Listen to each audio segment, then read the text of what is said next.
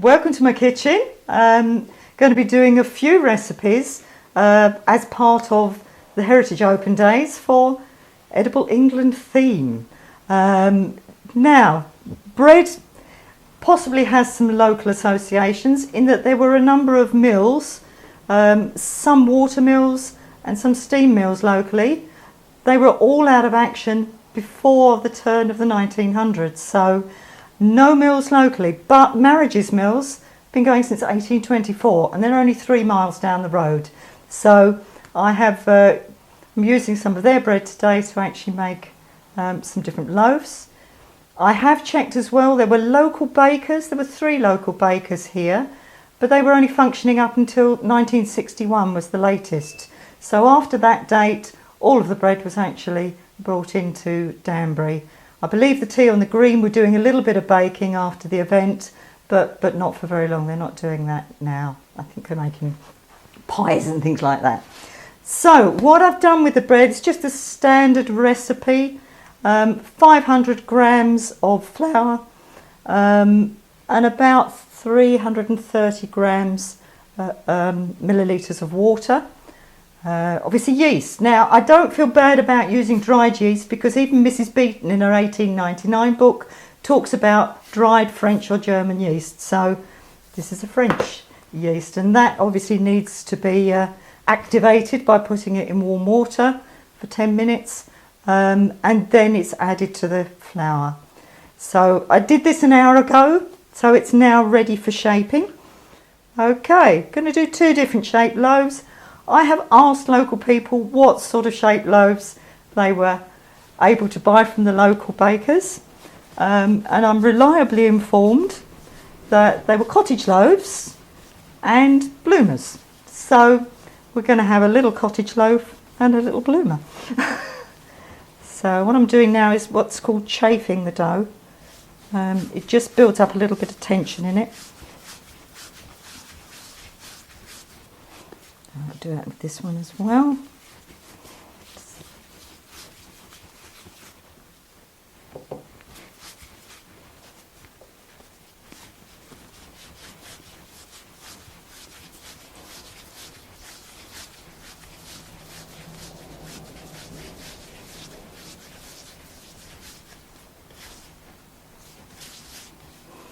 And this is the shaping part, so just again trying to get some tension into this so that all the rise is trapped within the dough. So that's a little mini bloomer.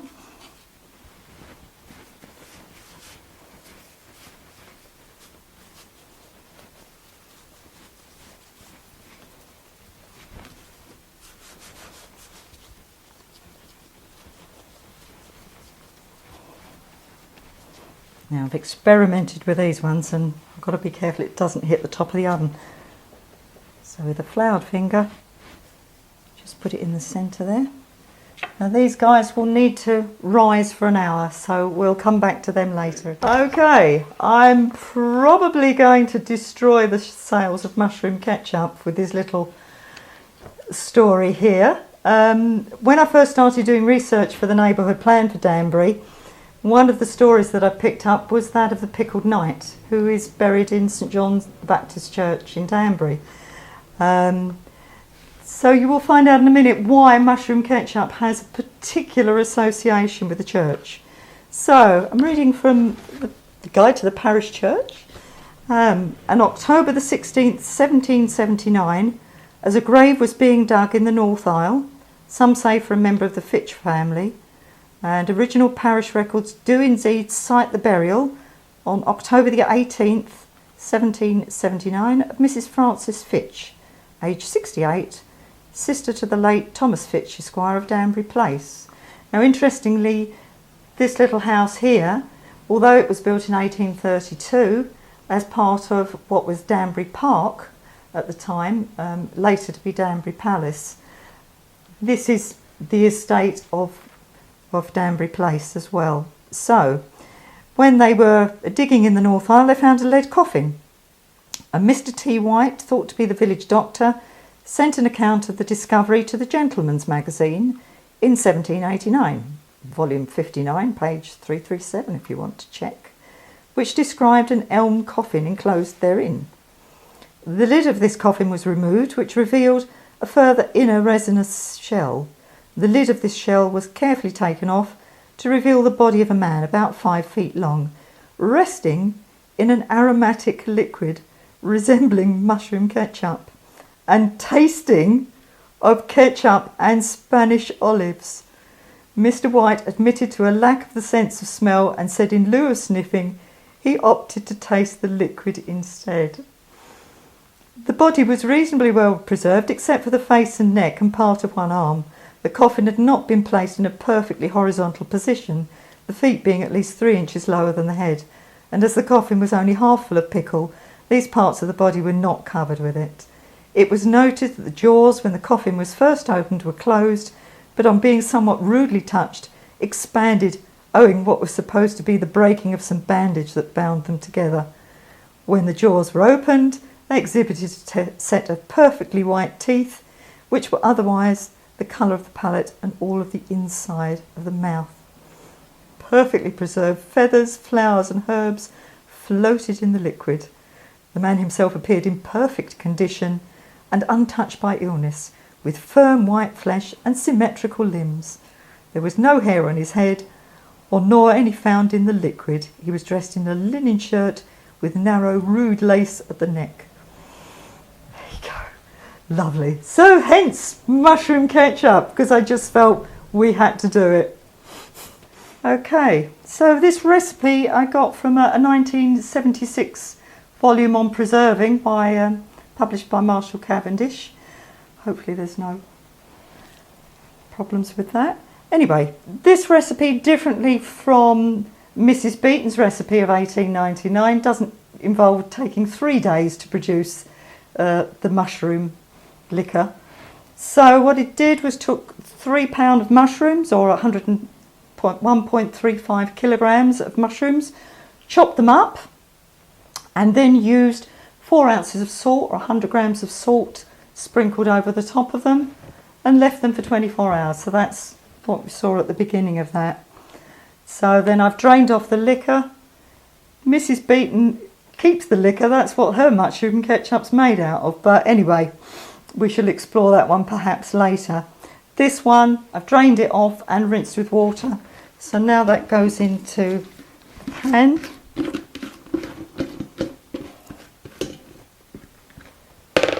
With a small onion and a clove of garlic.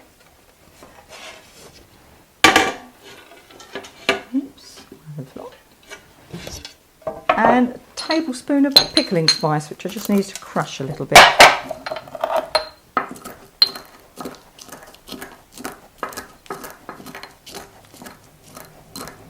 Mrs. Beeton's recipe has very similar spices in, with the exception of 2 blades of mace, so I could have put those in as well, but didn't. And a pint, or 600 ml of vinegar.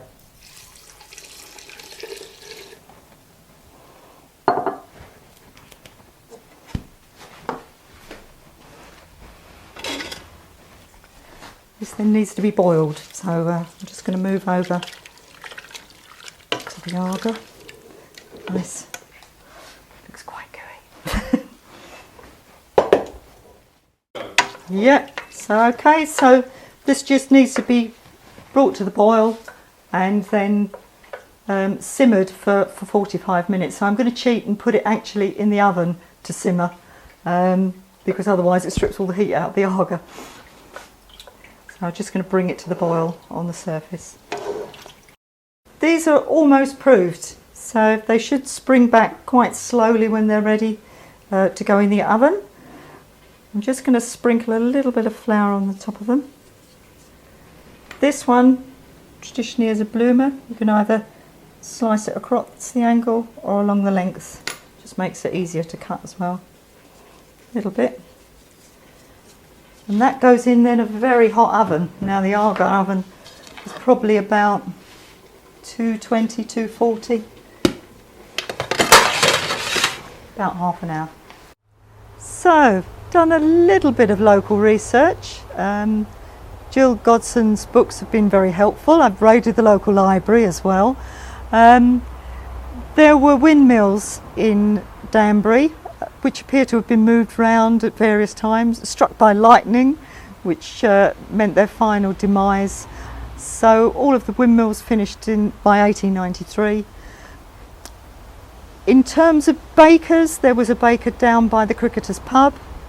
There was also a baker's opposite the Baker's Arms, and one at Runsell Green. Interestingly, the Dunmos who, the Dunmos who were down opposite the Cricketers pub decided that Danbury was a very evil place, a very dark place, and they then moved up to the bakers at Runsell Green.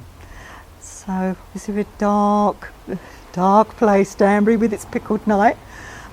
In terms of flour, there was obviously no local source of flour. I was hoping to get some flour from Beeley Steam Mill, which has been recently renovated by their team of volunteers, but sadly they're not up and running yet, so we'll have to wait on that. That's the Beeley Steam Mill.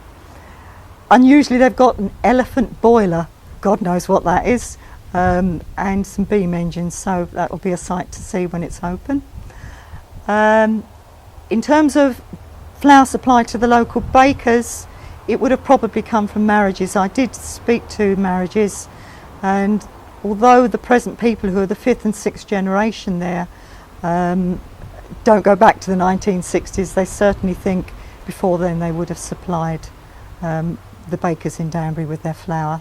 So that's why I've used what I have today.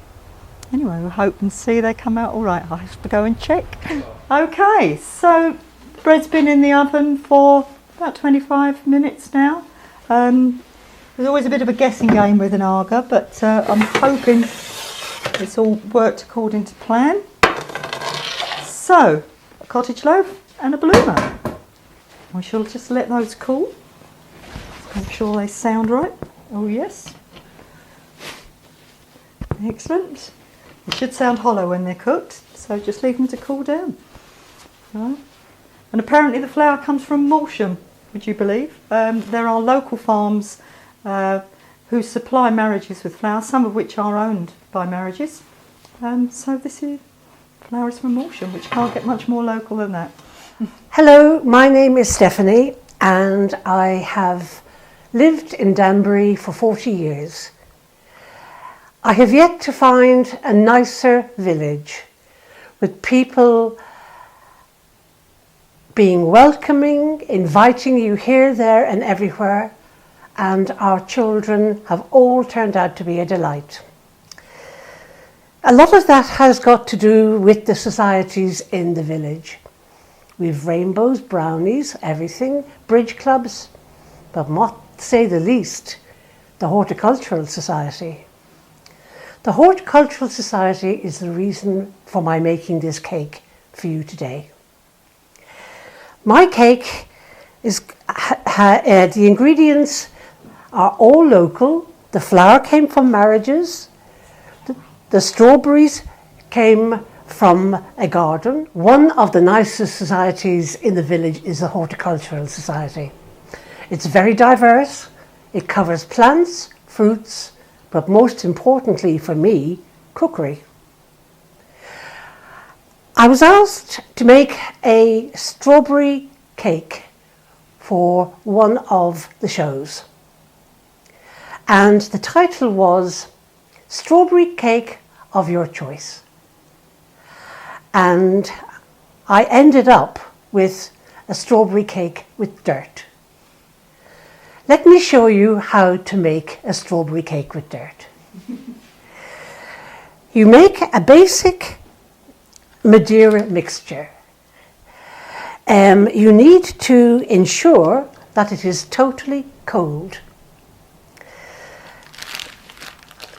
Here is one I made earlier. I'm sure Mrs. Beaton wouldn't agree with that. So I've got 2 cakes.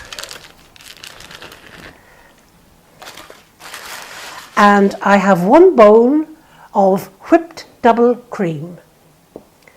And I've got my strawberries, which were rolled in dirt. They have been halved and are prepared to be assembled. So let's start with the double cream. And we put it on. Don't be mean. We don't count calories in this. Don't be mean.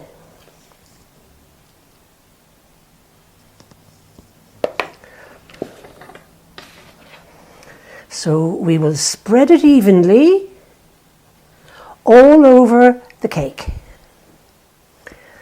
Don't worry about how thick it is. That will all be sorted out.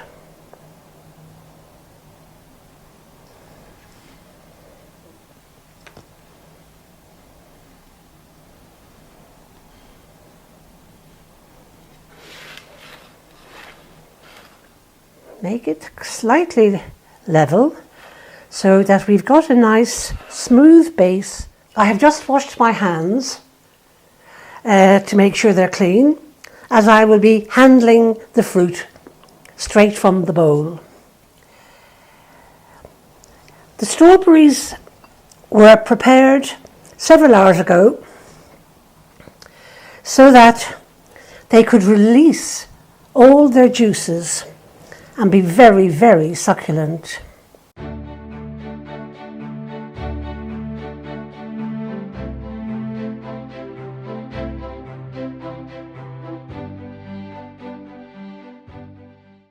Et voila! One cake with strawberries and dirt. So I submitted my creation for the judging. And in the afternoon, when I went to see how I had got on, I was horrified to find that my entry had been disqualified. And when I asked the judge why was I disqualified, they said, well, your strawberries were dirty. You didn't wash them. I said, it's not for me to contradict the judge.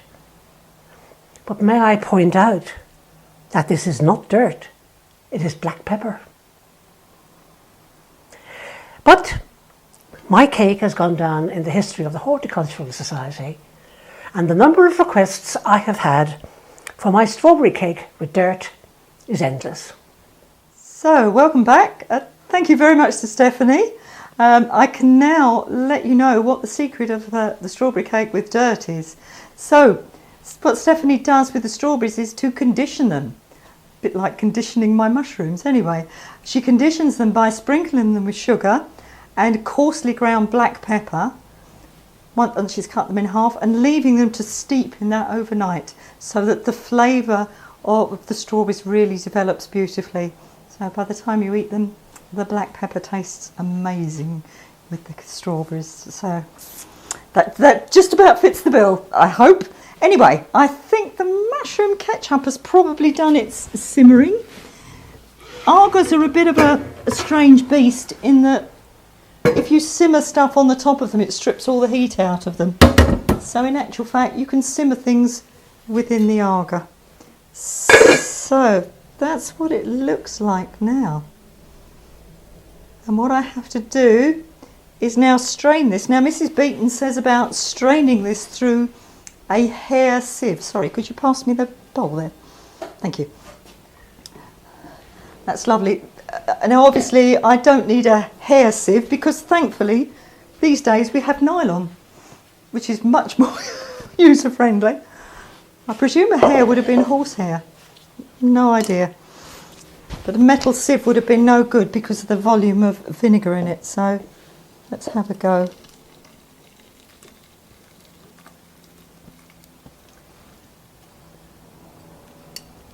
I think I might have to do this in a couple of batches.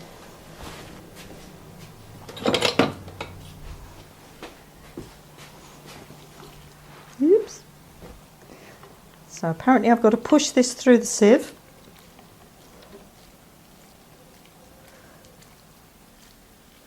And then reboil the liquid again and stick it in a bottle. Discard all the bits of mushroom. It smells quite overpowering, actually. You certainly get the smell of the mushrooms and the spices and the vinegar. I reckon this will need thickening up a bit, but it doesn't. I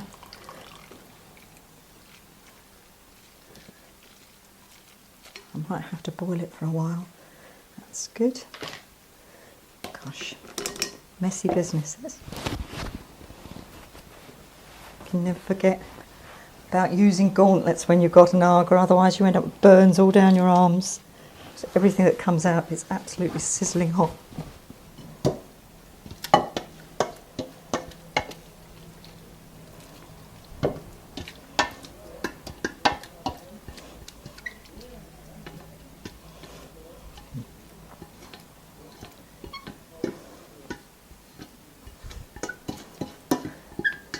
Gosh, that's absolutely eye-wateringly stinging.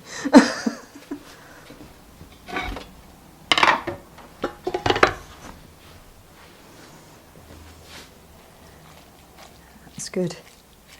Part of the reason for being interested in the pickled night and the mills, etc., is because this property was actually once part of St Clair's Manor, and possibly the original gatehouse for the St Clair's Manor would have been on this site. We've certainly found evidence while we've been doing building work of previous buildings that are possibly burnt down or whatever. When this building was first built, it was part of Danbury Park, so it was built by John and Susan Round in 1832. Originally called the London Lodge, and their estate was called Danbury Park, not Danbury Palace. Sadly, Mrs. Round had a fear that she was going to die in a fire. And so the palace building, or what was Danbury Park building, was built with 3 staircases, one of which was a stone staircase. Unfortunately, they went on holiday to London, stayed in a hotel, and there was a fire in the hotel, and she went back to get her jewels and died in the fire. After that, her husband sold the whole estate to the church, and it became the residence of the Bishop of Rochester. So the mitre that you see on the outside of the building is actually the Bishop of Rochester's mitre, and obviously then, because it's a bishop's residence, it then is a palace. So since then it has been a palace, and although this was originally the London Lodge, it's masqueraded under various titles since. The one on the Ordnance Survey map is Main Lodge, and now is known as the Gatehouse. So that's where we are today. I wish actually we'd kept it as the Main Lodge. Didn't really realise, but that's where we are left. Thank you. Right, just put that in there. I need to reboil it again. Okay guys, I'm not entirely convinced the mushroom ketchup experiment has been successful, but anyway, take that off the heat now. It certainly smells quite amazing. These Kilner jars are pre-war, kindly given to me by my friend Michael Ford, who lives just over the back of the Wood Hill Road. So, okay. I will try it again later. I'm not going to taste it at the moment, but hang on just a bit. I will, excuse me.